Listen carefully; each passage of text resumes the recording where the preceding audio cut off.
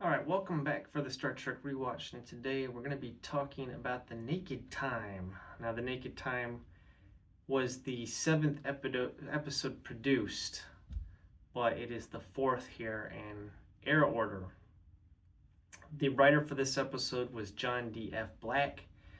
The director was Mark Daniels. The composer was Alexander Courage. The effects for this episode were done by the Howard A. Anderson Company. We'll run through the synopsis real quick, and then I'll stop and comment on it, give you my final thoughts. This one should be short. We shouldn't take too long on this one, because I'm not going to have a whole lot to say. That doesn't mean it's not good. I think this episode's great, but here we go. Scientific research team on planet Psi 2000 reports that the planet is due to be destroyed. The planet's like degrading. Arriving to evacuate the scientists, the USS Enterprise discovers that the researchers have frozen to death after someone in the camp turned off the life support systems. To add to the mysteries, the positions of the bodies indicate that the researchers went berserk before they died. All right, the riddle is solved when Lieutenant Joe Tormelin, who lands to investigate with Mr. Spock, spreads a strange germ he's contracted on the planet. So, they're both wearing like orange shower curtains. I mean, they're literally like outfits made out of shower curtains. And they're kind of goofy looking. They're not the best special effect that this series has done. They're pretty bad. But Joe takes off his glove. Well, after he's scratching underneath, right? But he takes off his glove. He literally like sets it on top of the head of one of the dead researchers and puts his hand on the side of a panel. We see some pink goo, and what's a really cool effect, some pink goo go onto his hand and infect him. We know because there's a little sound cue that's like that lets us know when it's person's infected when they spread it. So they go back to the Enterprise and he proceeds to go nuts. As the Enterprise crew begins to become infected, strange things happen. Mr. Sulu threatens the bridge crew with a sword. He's got a rapier. He's running around shirtless, thinking that he's D'Artagnan from the Three Musketeers. And then Mr. Spock nerve pinches Sulu on the bridge. I think this might be the first time we've seen the Vulcan nerve pinch. Was this the first time? I can't remember. Let me know. Is this the first time we see it? Maybe we saw it in... No, I think this might be the first time we actually saw it. All right, but let's see here. Lieutenant Riley locks himself in the engineering control room. The disease... Oh, he starts singing like Irish ballads while he's locked in there.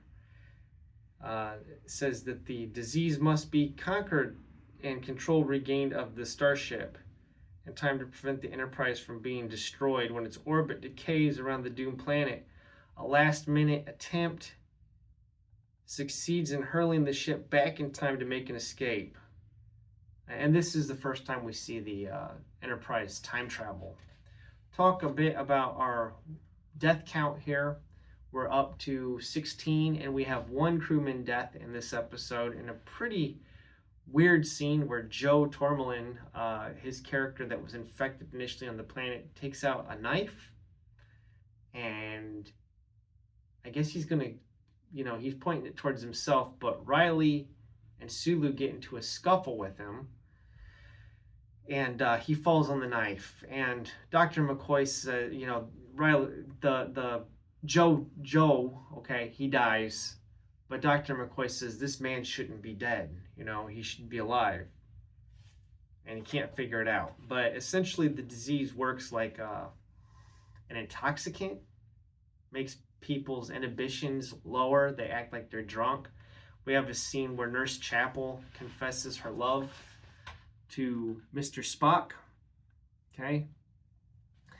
Spock then, he's infected. He goes to this room and locks himself in and says, my mother, he's talking about his mother. I never told my mother that I loved her.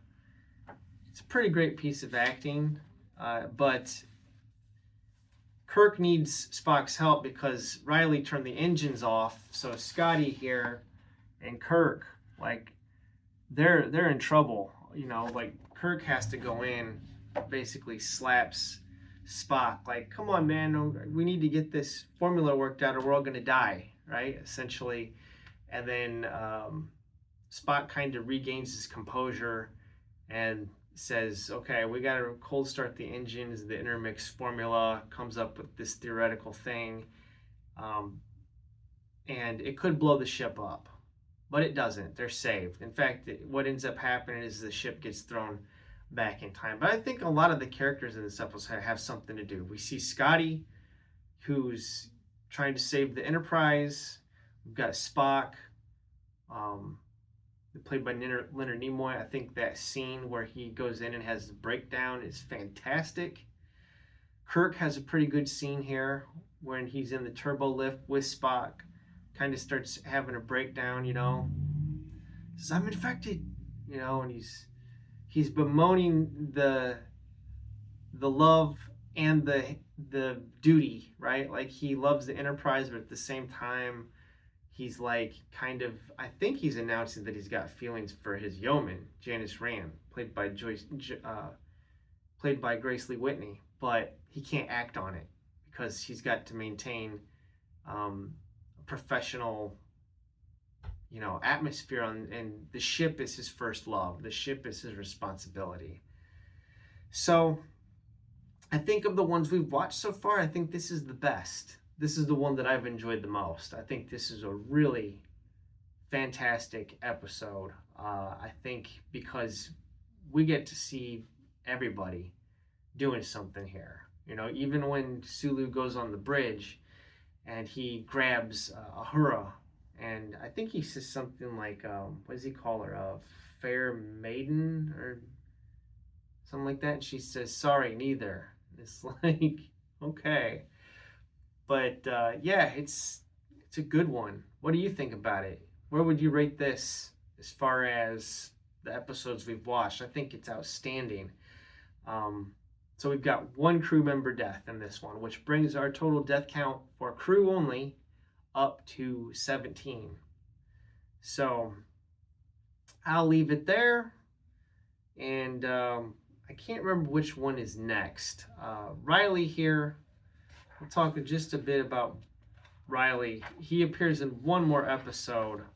He appears in The Conscience of the King, but our crewman Riley is played by, I think his name's Bruce Hyde. Bruce Hyde. He plays Lieutenant Kevin Thomas Riley. We'll see him one more time. But I guess that's all I've got to say about this one. I think the worst effect in this episode had to be those shower curtain outfits that Mr. Spock and Joe Tormlin are wearing at the beginning. They're pretty bad. They're pretty ridiculous. They don't have like a breathing apparatus on them or anything, so I'm not exactly sure how they would protect anybody from the unsterile, you know, environment or whatnot. So I don't know. All right, thanks for watching and have a wonderful day.